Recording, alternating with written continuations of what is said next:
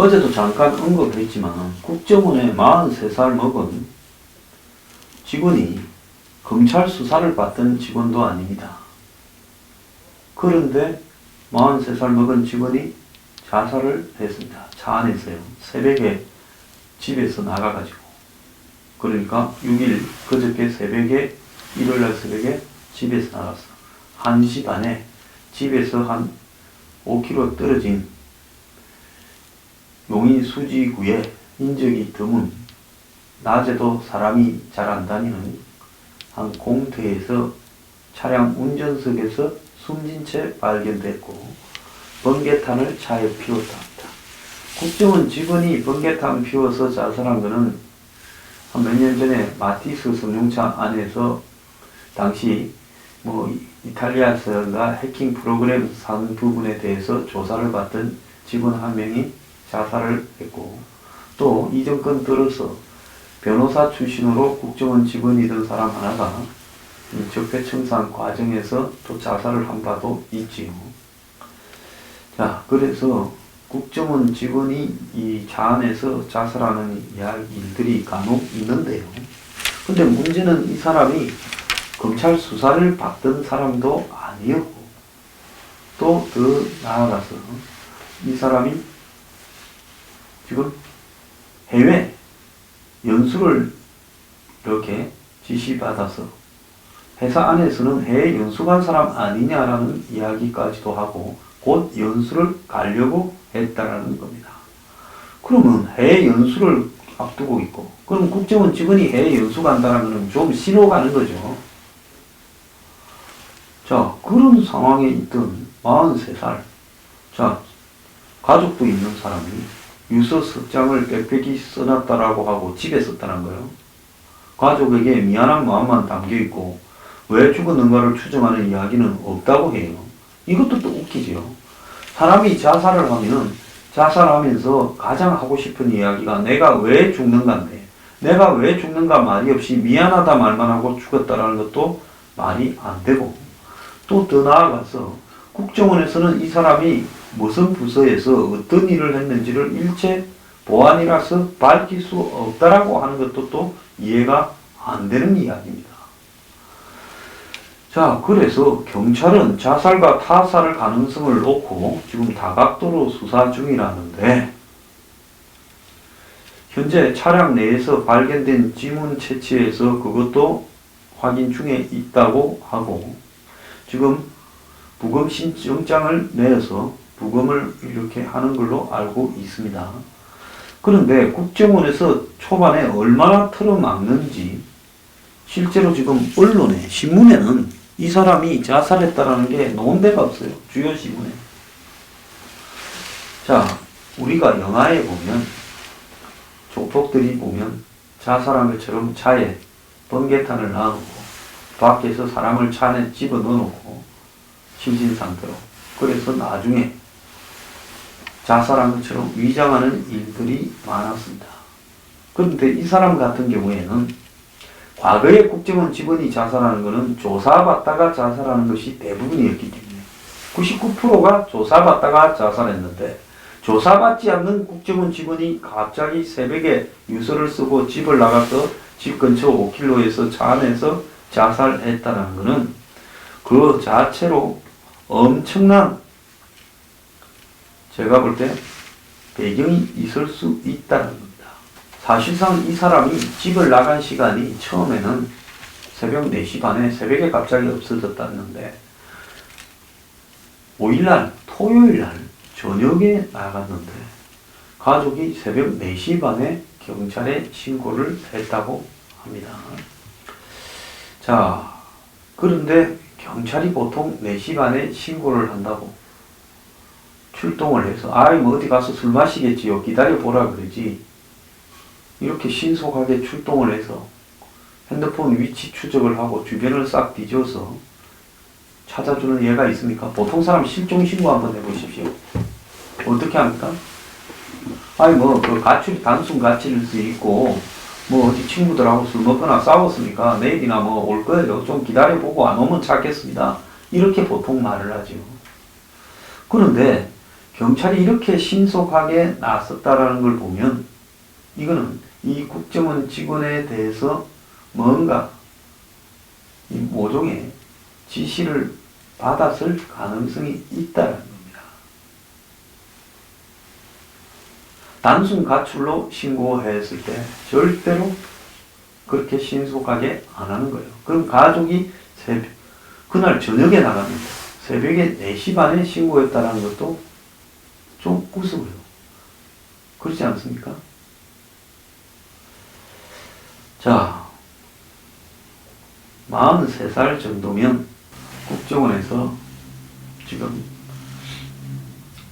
그렇게 고위직도 아닙니다. 이제 말단명한 정도지요. 뭐 한 7급으로 들어갔으면 6급이거나 뭐 5급이 되려고 앞두고 있거나 이 정도일 건데 유언장을 공개를 안 하고 있다는 것도 더 웃기는 이야기고요.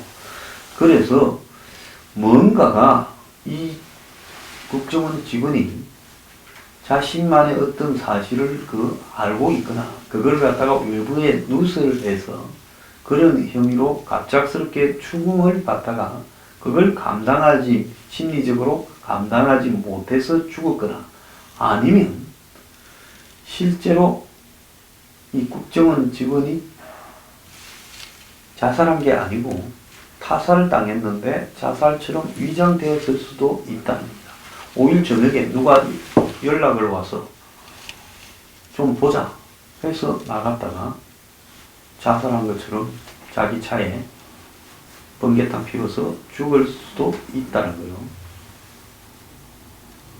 자, 가족은 4시 38분에 집에 있다가 볼 일이 있다 하고 외출을 했는데 오후 1시 반에 자택에서 몇 킬로 떨어진 공터에서 차 안에 입에 거품을 물고 죽어 있었다는 겁니다. 국정원이 이 문제를 만약에 별것도 아니고 아무것도 아니라면 국정원 직원도 정말 사적으로 다른 고민이 있을 수 있고 그러기 때문에 그냥 공개해서 어느 팀에 일하던 사람인데 어느 날 연수를 대기받고 관련한 찰나에 개인적으로 이런 문제가 있어서 자살한 것 같다고 밝히면 그만인데 국정원 측은 국정원 법상 사망한 이 씨의 소속 부서와 자세한 유서 내용을 공개할 수 없다라는 입장을 고수하고 있다는 겁니다. 회사 내부에서도 별다른 문제 없이 근무해 왔다라는데 이것도 좀 웃기는 이야기예요. 그 다음에 A4 용지 3장에 빼곡히 유서를 썼다고 하면 그 유서가 처음에는 뭐 집에서 발견됐다다가 차 안에서 발견됐다는 거예요. 이제 또 보도마다 내용이 좀 다른데요. 차 안에서 발견됐다면 그 경찰이 이 친구를 찾을 때쯤에는 국정원도 같이 찾았을 거고 그러지 않습니까? 이렇게 빨리 찾은 이유가 국정원이 개입됐기 때문에 경찰이 어제 저녁에 나간 사람을 성인 남자를 다음날 오후 1시에 가족이 실종 신고한다고 이렇게 빨리 다 찾아주면 대한민국의 실종자 금방 찾게요. 자, 그래서 국정원도 같이 찾았을 거고 그래서 아마 차를 가족보다 경찰 국정원이 먼저 발견을 했을 거고 국정원이 그 유서를 먼저 손에 넣었을 거라고 봅니다. 그러니까 국정원이 그 유서를 공개할 수 없다라는 말을 하고 있지 않겠어요?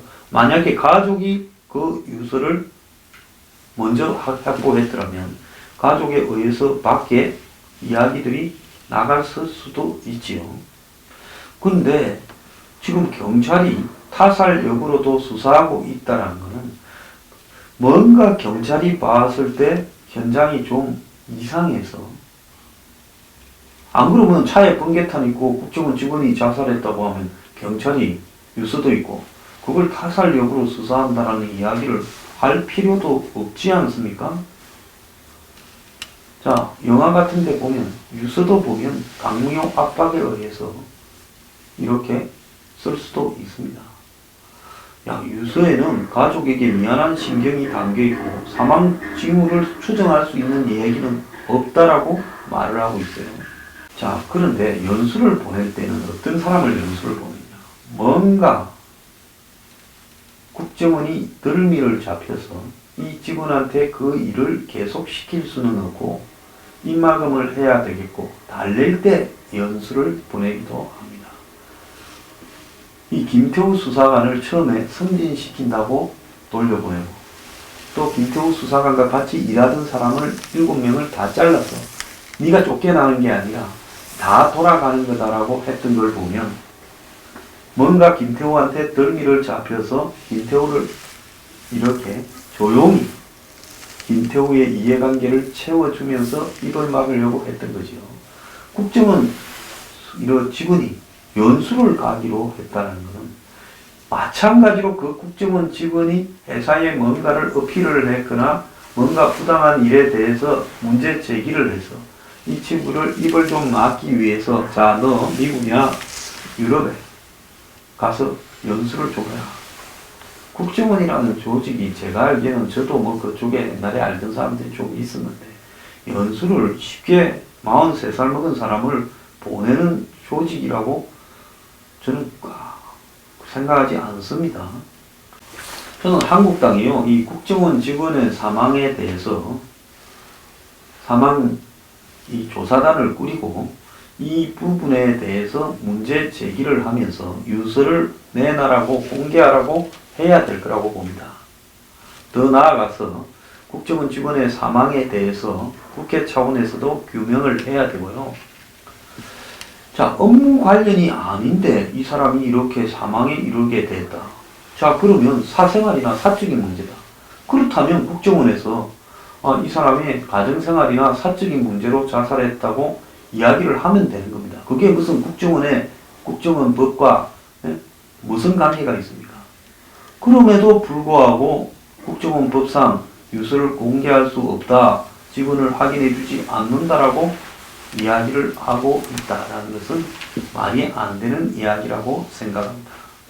더 나아가서요, 주요 언론이 이 문제를 의도적으로 외면하고 있는 이유는 무언가에 대해서도 제가 생각할 때 보도 통제가 좀 되고 있는 거 아닌가, 그런 생각이 들고 있습니다. 자, 이 정도 사안이면 그래도 언론의 사회면에 제대로 좀 등장해야 될 건데 좀 마이너한 언론들이 주로 보도하고 있고 인터넷 언론이, 주요 언론이 이 사건을 다루지 않고 오늘 아침에 신문에 보면 거의 기사가 안 났어요. 자, 이것 또한 매우 의아스럽다고 생각을 합니다. 자, 이 국정원 직원의 죽음에 대해서요, 한국당이 나서서 문제를 규명해야 된다, 이렇게 생각합니다. 자, 육군 참모총장을 국방부 앞에 카페로 불러낸 사람, 저는 어제 행정관이면 한 2, 3급은 될 거다, 그리고 나이가 40대 후반이나 이래 될 거다, 이래 이야기를 했는데 34살짜리 5급이라는 겁니다. 인사수석실, 저는 5급도 행정관이라고 부른다. 저는 보통 행정관이라고 하면 2, 3급은 받는데 5급이 감히 지금 육군 참모총장을 카페로 불러냈다. 그러고는 집에 가다가 잊어먹었대요, 인사자료를요. 자, 그 인사자료가 필요한 게 아니면 무엇 때문에 인사자료를 들고 가서 육군 참모총장한테, 그것도 정규 근무일이 아닌, 물론 청와대는 토요일날 일도 합니다만은 그 토요일날은 공무원이 어쨌든 노는 날이에요. 그럼 비근무날 육본 앞에 가서 참모총장을 불러내고 인사자료는 가져갔는데 그거는 상의를 안 했고 그 참모총장하고는 시스템에 대해서 물었다. 그러면 인사참모 정도만 불러내도 될 일이죠. 그러고는 집에 가다가 그 서류를 분실했다. 그래서 제가 어제 이 친구는 간첩일 가능성도 있으니까 용공혐의로 조사해야 되는 게 아니냐, 이렇게 이야기를 했는데요. 이 행정관은 로스쿨을 나와가지고 문재인 캠프에 관여를 했던 걸로 지금 알려지고 있습니다. 자, 34살짜리가 지금 어떻게 청와대에 들어갔는가는 지금 베일에 쌓여 있습니다. 인수위원회도 없이 출범했던 문 정권의 인사수석실의 역할은 아주 중요했지요. 왜 인수위원회가 있으면 인수위원회에서 다음에 들어갈 사람들을 뽑는데 인수위원회 없이 바로 그냥 정권이 당선되자마자 출범한 거기에서 인사수석실이 결국은 정권에 계속 채워질 사람들을 이렇게 물색하는 역할을 했기 때문에 에이스라고 불리는 사람만 들어왔는데 각 변호사 시험을 통과한 사람이 청와대 34살짜리가 인사수석실, 물 좋은 인사수석실로 들어온 것은 여건의 빽이 셌을 거다라고 이야기를 합니다. 자, 지난 대선 당시에는 문재인 캠프 산하 법률지원단에서 활동을 했는데 부산대 로스쿨 나온 것 같아요. 그래서 부산 인맥의 줄을 타고 들어온 게 아니냐 관측도 있었고, 이 행정관은 서류를 잊어먹어서 면직된 다음에 서초동의 법률사무소를 개업을 했다고 합니다. 2017년, 그러니까 재작년 4월 달에 변호사 시험에 합격했어요. 그러니까 대선 직전에, 대선이 5월 달인데 4월 달에 변호사 시험에 합격을 했고 문재인 캠프에서 일을 했다는데 법률지원단에. 그럼 이때는 변호사 자격이 있었는지도 의문이에요. 자, 변호사 시험에 합격하면 6개월의 실무 연수를 받아야 되는데 청와대 대선 캠프에 근무하다가 곧바로 청와대 인사수석실의 5급 행정관으로 갔다면 변호사 연수는 한 사람인지도 의문인 거예요. 자, 이런 애죠, 애. 청와대에서 무엇 때문에 채용을 했고 2017년 재작년 9월 달에 군 인사에 관해 물어볼 게 있다고 김용우 육군참모총장을, 이 사람은 신여들입니다. 국방부 근처 카페로 불러냈다는 것은 이거는 정말로 이해가 가지 않는 사람입니다. 그래서 육군참모총장이 5급 사무관이 나오라 한다고 쪼르르 그냥 국방부 근처에 카페 앞에까지, 거기까지 뭐 차 타고 나갔습니까? 쪼르르 뛰어서 나갔습니까? 이것도 정말 웃긴다. 군인들이 이 청와대가 행정관이 그렇게 불러낸 것 자체는 업무상에 아무런 문제가 없는 일이다라고 이야기를 하니까 이제 청와대 그 말에 군인들이 부들부들 떨고 있다는데, 자, 김미겸 대변인이 뭐라고 했는가 하면 이제 어제 해명을 했어요. 육군참모총장을 만날 때 되도록이면 인사수석이나 비서관이 만나는 게 합당하다고 생각하지만 행정관이 못 만날 일도 아니라고 본다. 대통령의 지침을 받아서 일하는 청와대 행정관도 얼마든지 대통령의 인사 철학과 지침에 대해서 인사추천권자인 총장과 이야기를 할 수 있다라고 말을 했습니다. 여기에 대해 군 당국자는 육해 공군 가질 것 없이 단톡방에 글이 많이 올라왔는데 김의겸을 욕하는 내용이라며 위계 질서를 중요하게 생각하는 군을 무시하는 의견이라는 말이 많았다. 김 대변인의 논리라면 대통령의 통수권을 따르는 영관급 장교는 대통령의 철학과 지침에 대해 안보실장을 얼마든지 청와대 근처에 가서 불러서 이야기할 수도 있어야 되는 거 아니냐. 거꾸로 군대 영관급이 안보실장을 청와대 앞에 카페에 가서 좀 나와라 해도 되는 거 아니냐. 이런 이야기까지도 하고, 한국당에서는 김태우 수사관의 폭로에 대해서는 급이 맞지 않는다라는 표현을 쓰면서 미꾸라지라고 했는데 육군참모총장과 청와대 행정관의 급이 맞는다는 것인지 묻지 않을 수 없다 했고, 바른미래당에서조차도 청와대 직권 남용이 도가 지나치다라고 이야기를 했습니다. 김의겸은 2017년 9월 만남은 군 인사를 앞두고 행정관이 육군참모총장에게 조언을 들으려고 요청해서 이루어졌고 20분가량 짧게 만났다라고 했는데 20분을 만나거나 1분을 만나거나 불러내서 만난 게 중요한 겁니다.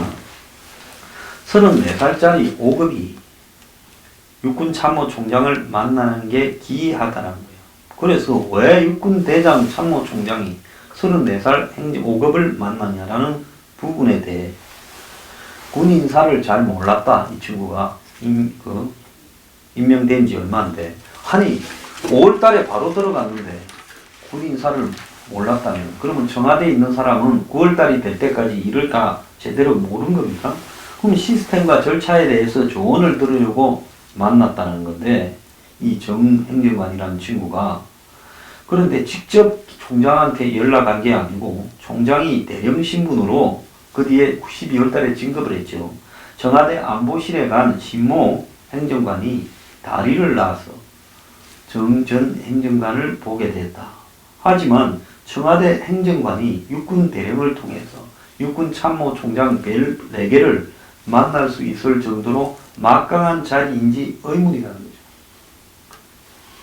자, 이 정 행정관은 9월달 당시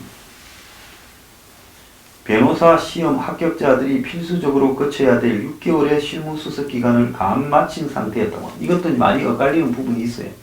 어쨌거나 실무수습을 마쳤다 하면 이제 초짜 변호사 출신이 이 짓을 한 겁니다. 그럼 만나서 뭘 이야기했냐? 군 인사 시스템과 절차에 대해 조언을 듣기 위해서인데, 군 인사 시스템과 절차에 대해서 조언을 들으려면 육군 참모총장을 불러야 되냐? 인사참모부장이나 인사사령관을 불러도 된다는 거죠. 그래서 결국은 청와대 추천 군 인사 명단이 육군 참모총장의 인사 추천에 영향을 미치기 위한 것 아니냐. 즉 청와대에서 진급시키려고 하는 군 내부의 인사들을 참장을 불러내서 전달하려고. 그런 이야기를 하려면 안에 들어가서 사무실에서 했을 때 누가 들을 수도 있고 부담이 되니까 밖에 불러낸 거 아니냐. 그러면 청와대에서 이런 일을 전화로 아마 육군참모총장이나 어디에 이야기를 한 다음에 꼬마가 하나 갈 거니까 그 꼬마한테 우리 입장을 들어서 반영을 하라고 그렇게 보낸 거 아니냐는 겁니다. 그런데 이제 황당한 이야기는 총장을 만난 뒤에 문서를 분실했다는 문제입니다. 왜냐하면 정 행정관이 김 총장을 만나고 난 뒤에 가방을 분실했다는 건데, 자, 이 분실 사태 초기에는 행정관이 차를 세운 뒤 담배를 피우다 가방을 잃어버렸다 했는데, 가방에 담겼던 문서에 대해서 김의겸은 청와대 공식 문서가 아니라 행정관이 임의로 만든 거라는데, 그럼 임의로 만든 거면 말 안 했으면 몰랐을 거 아니에요. 근데 얘가 큰일 났다 싶으니까 위에다 보고해서 문제가 벌어진 거 아닙니까? 군의 인사 상황을 파악하기 위해 만드는 임의 자료였고, 육군 총장을 만나서 논의, 협의하기 위해 가져간 대화 자료라고 했는데,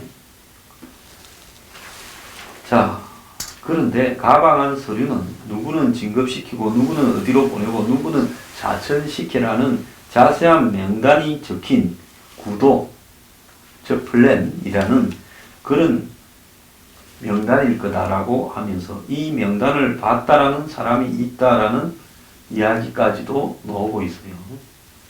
그래서 정말로 잃어버린 건지 육군 안에서 이 명단이 돌아다니는 것을 누가 보고 문제 제기를 하니까 그런 명단을 청와대에서 만드는 거 아니냐고, 안에 청와대라고 추정할 수 있는 내용까지 등장하니까 그걸 청와대가 만들어 줬다는 걸 감추기 위해서, 야, 너는 그 조용히 좀 물러나가 있어라.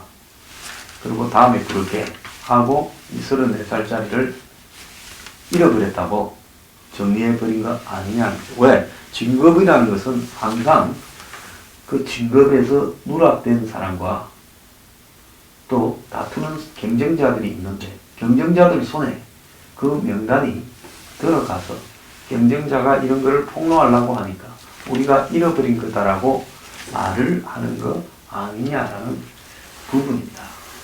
그래서 담배 피다가 잃어버렸다면 이 간첩이에요. 제가 볼 때는. 자, 차문 열어놨으니까 간첩과 만나기로 해가 육군의 중요한 인물들 인사 자료가 여기 다 있다. 나는 담배 피우고 있을 거니까 너는 그 차에 그냥 들어가서 들고 나가라, 가방. 이렇게 간첩이잖아요. 그게 아니라면 이거는 아주 세세하게 공표, 꼬표, 세모까지 해가지고 글도 써가지고 한 걸 육군본 안에서 돌아다니다 누가 반 거예요. 그래서 문제 제기를 하고 청와대가 이렇게 했냐 하니까 그거 직원이 잊어버린 거다. 그 잃어버린 걸 누가 훔쳐갖고 돌리냐. 이렇게 지금 이야기를 뒤에 맞추고 있는 게 아닌가라는 생각도 듭니다.